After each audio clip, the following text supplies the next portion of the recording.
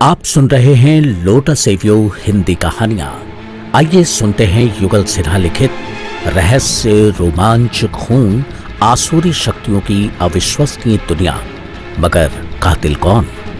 रक्त पिपासा। आवाज दी है श्रीकांत सिन्हा ने।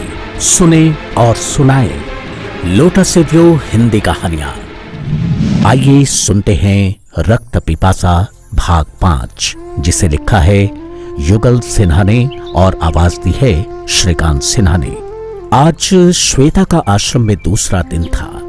बाबा का अपना 10 मिनट का प्रवचन खत्म करने के बाद जेठुआ ने लोगों को सूचित किया कि कल आश्रम सभी लोगों के लिए बंद रहेगा। जैसा कि आप सभी लोग जानते हैं कि बाबा महीना में एक दिन अपना विशेष साधना करते हैं और उस दिन वो किसी से नहीं मिलते हैं। यहाँ तक कि मैं भी सुबह में ही साफ सफाई कर चला जाता हूँ और उसके बाद नहीं आता हूँ। इसके बाद सभी लोग एक एक कर बाबा से मिलने लगे। अंत में श्वेता उनके पास गई, उन्हें दंडवत प्रणाम किया और उनके पास आंख बंद कर बैठ गई। बाबा थोड़ी देर तक उसे देखते रहे। बाबा उसकी सुंदरता को निहारते रहे और उसकी रूप के जाल में फंसने से अपने आप को रोक पाने में असहाय महसूस करने लगे। तभी झटके से अपनी तंद्रा भंग की और बोले, आंखें खोलो बच्ची। श्वेता ने धीरे से आंखें खोली और फिर बाबा के चरणों में अपना सर रख दिया और रोते हुए बोली, बाबा, मुझे गृहस्थ जीवन में बिल्कुल ही मन नहीं लग रहा। आप मुझे अपनी शरण में ले लीजिए और मेरा जीवन धन्य कीजिए। बाबा बोले, ठीक है, पर यहां तुम मेरे साथ इस आश्रम में कैसे रह सकती हो? यहां तुम्हें कष्ट होगा। हाँ, तुम हर रोज आश्रम में आ सकती हो, अपना यहां आकर ध्यान लगा सकती हो, लेकिन आज मुझे कुछ काम है, इसलिए। श्वेता खुश होकर बोली, ठीक है बाबा, मैं कल फिर आऊंगी। सुलभ और अमर सिंह जैसे ही थाना पहुंचे, पंडित शिव प्रसाद ने आकर बताया, सर, जेठुआ रात से ही थाना में बंद है, उसका क्या करना है? कुछ नहीं, हवलदार रजक को बोलो कि दिन भर उससे तरह तरह के सवाल पूछता रहेगा, जैसे वो गांजा कहां से लाता है, उसके गिरोह में कौन कौन है, किसको किसको सप्लाई करता है और कौन कौन से ड्रग्स लाकर बेचता है आदि। शिव प्रसाद उसे अजीब सी नजरों से देखने लगा। तब सुलभ ने कहा, अरे यार, मैं जानता हूं ऐसा कुछ भी नहीं है, सभी फालतू के सवाल हैं, लेकिन मैं चाहता हूं कि वो पूरी तरह से घबरा जाए, थक जाए, ताकि जब मैं शाम में उससे पूछूं तो वो मेरे सवालों का जवाब सही सही से दे। ठीक है सर। शिव प्रसाद रजक को काम पर लगाकर उन दोनों के पास आ गया और रात में होने वाली घटना पर विचार करने लगा। सुलभ और अमर सिंह ने तय किया, आज रात में सभी स्टाफ हम तीनों भी गश्त में रहेंगे ताकि कोई अनहोनी न हो। करीब 4 बजे सुलभ और अमर सिंह जेठुआ के पास गए। उन दोनों को देखते ही जेठुआ उसे छोड़ देने के लिए गिड़गिड़ाने लगा। सुलभ ने कहा, ठीक है, मैं तुम्हें छोड़ दूंगा, मगर यह बताओ, क्या तुम आश्रम में भी गांजा पीते हो? क्या बाबा भी तुम्हारे साथ? जेठुआ तुरंत बोला, आप ये क्या कह रहे हैं मालिक? बाबा तो बहुत ही अच्छे आदमी हैं और बहुत ही ऊंचे खानदान से हैं। अच्छा, मगर तुम कैसे कह सकते हो? अरे, वो बनारस के पास किसी गांव के रहने वाले हैं, शायद गांव का नाम देवग्राम है। वो गांव दरअसल साधु, महात्मा और संतों का गांव है। तुम्हें कैसे पता? एक बार बाबा के परम मित्र बनारस के बाबा गणेश्वर आए थे। कुछ उन दोनों के बातचीत से पता चला, और कुछ जब उनके मित्र मेरे साथ गांव घूमने गए थे, तब उन्होंने रास्ता में बताया था और कहा था कि साधु विश्वेश्वर दास वहां के बहुत बड़े पंडित समरेश्वर दास के पुत्र हैं, जिनका समाज में काफी इज्जत है। सुलभ ने पंडित शिव प्रसाद को बुलाकर बोला, ऐसा करो, थाना की सारी औपचारिकता पूरी कर कल दोपहर तक जेठुआ को छोड़ दो। और हां जेठुआ, अब गांजा कभी भी मत पीना। आज अमावस्या थी और श्वेता जानती थी आज आश्रम में सबको जाने की मनाही थी, फिर भी वो सुबह 9 बजे ही आश्रम पहुंच गई। जेठुआ के न आने से बाबा खुद ही आश्रम की साफ सफाई कर रहे थे और झाड़ू दे रहे थे। श्वेता अचानक बाबा के सामने पीछे से आकर उसके चरण स्पर्श की और बोली, बाबा, आज जेठुआ नहीं आया है क्या? बाबा बोले, नहीं, ना जाने क्यों नहीं आया है, मगर तुम यहां? आज तो सभी को आने के लिए मना किया गया था। अरे हां, ना जाने मैं क्यों भूल गई, मुझे माफ कर दीजिए बाबा, मुझसे गलती हो गई। ठीक है, मैं चली जाऊंगी, पर जाने से पहले बाबा, जब मैं आ ही गई हूं तो मेरे रहते आप जैसे महात्मा साफ सफाई करें तो मुझे पाप लगेगा। लाइए। और बाबा से झाड़ू लेकर आश्रम को साफ करने में लग गई। बाबा ने कहा, ऐसे तो अंदर वाला कमरा मैं ही साफ करता हूं, मगर तुम रहने दो, मैं कर लूंगा। नहीं बाबा, मुझे पाप लगेगा। दरअसल मैं उस स्थान को साफ कर आपके पूजा का मैं भी कुछ भागी बनना चाहती हूं। और फिर श्वेता बहुत ही प्यार और हट से बोली, और आप ऐसा करने से मुझे रोक नहीं सकते बाबा। बाबा मजबूर हो गया। वो श्वेता को उस कमरे में अपने साथ ले गया और अपने सामने ही साफ करवाया। श्वेता को वो कमरा बहुत ही रहस्यमय लगा। कमरा अंदर से बड़ा था, उसमें एक हवन कुंड भी था। कुछ लकड़ियां और हवन में डालने के लिए अजीब अजीब तरह की सामग्री रखी हुई थी। एक बड़े से झोले में हवन में डालने के लिए कुछ और भी था, जिसे वो देख नहीं पाई क्योंकि बाबा वहीं खड़े थे। श्वेता ने नोट किया कमरे के अंदर भी एक दरवाजा था, यानी एक और कमरा। श्वेता बातों बातों में बाबा से पूछी, बाबा, ये दरवाजा कैसा? अरे उसमें कुछ नहीं है, बस मेरी कुछ किताबें हैं, छोटी मोटी लाइब्रेरी। बाबा, क्या मैं उनको भी साफ कर दूं? बाबा बहुत दिनों से उस कमरे को साफ नहीं कर पाए थे और उसमें जेठुआ को जाने के लिए मना किया हुआ था, इसीलिए बोले, अरे ये कमरा बहुत गंदा है, तुम रहने दो और अब तुम जा सकती हो। श्वेता तुरंत बोली, गंदा है?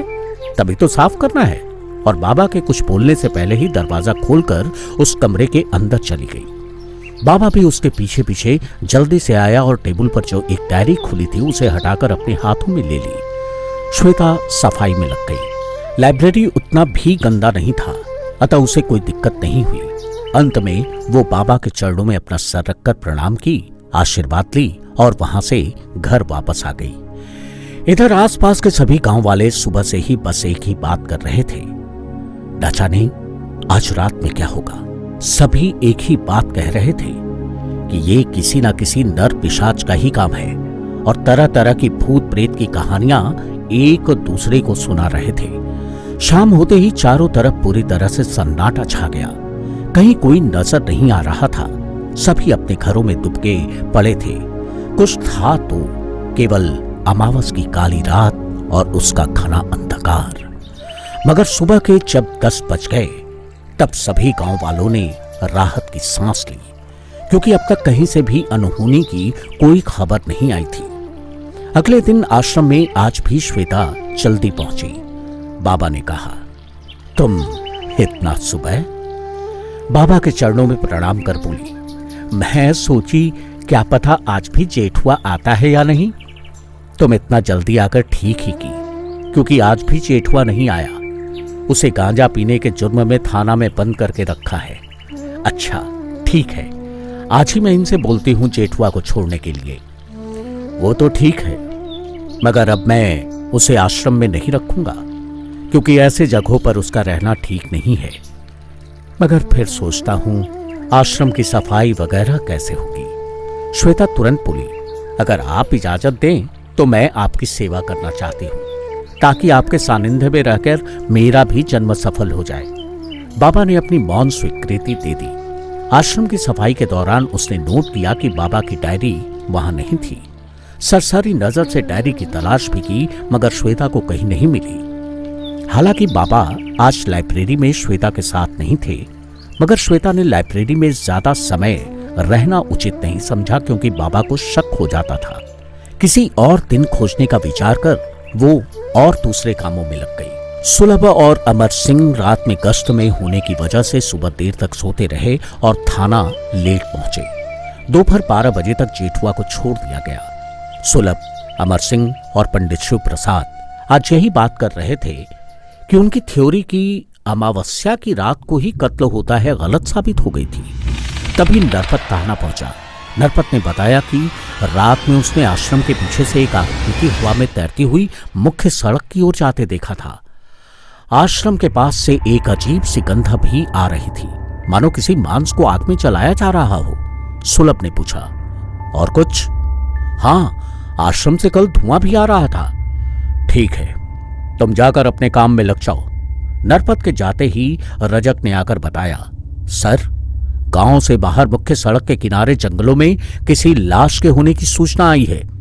तीनों इंस्पेक्टर का माथा ठनका और वारदात की जगह के लिए निकल गए। लाश की हालत वही थी जैसा कि पहले 2 कत्लों में पाया गया था। गांव वाले धीरे धीरे जमा होने लगे थे। सुलभ ने पंडित शिव प्रसाद को बोला, पता करो पहला व्यक्ति कौन था जिसने लाश को देखा था। थोड़ी देर में खड़ी भीड़ में से एक आदमी बेरवा सुलभ के सामने आया। उसने बताया वो मुख्य सड़क से शहर की ओर जा रहा था। तभी उसने देखा कुछ कुत्ता सड़क के किनारे झाड़ियों में बहुत जोर जोर से भौंक रहा है तथा कुछ खींचकर झाड़ी में से निकालने की कोशिश कर रहा है। मेरी नजर अचानक एक टांग पर पड़ी जो झाड़ियों से झांक रही थी। फिर नजदीक जाने पर मैंने जो देखा उसे देखकर मैं थोड़ी देर के लिए सकते में आ गया और फिर थाना में खबर किया। क्या तुम इसे पहचानते हो? हाँ, ये चनरवा गांव के मुखिया शैली बहेरा का बेटा रामाशीष है। मगर ये यहां कैसे?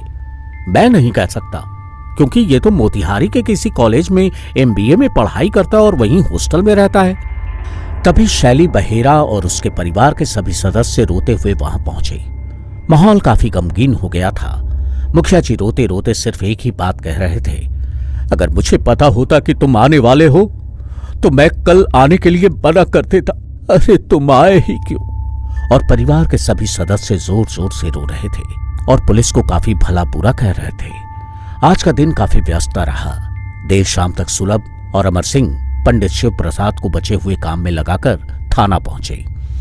थाना में शंकरा तथा आसपास के सभी प्रमुख व्यक्ति जमा थे। सभी काफी चिंतित थे। सुलभ और अमर सिंह के पहुंचते ही तरह तरह के सवाल उन दोनों से पूछने लगे। सुलभ ने सभी को आश्वस्त किया और वादा किया कि वो कातिल को अगले अमावस की रात तक जरूर पकड़ लेंगे।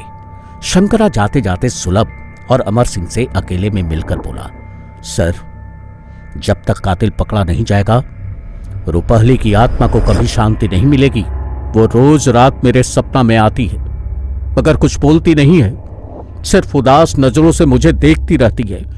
सर, अगर कातिल को पकड़ने में मैं आप लोगों के लिए कोई काम आ सकूं, यहां तक कि मुझे जान भी देनी पड़े ना, तो मैं पीछे नहीं हटूंगा।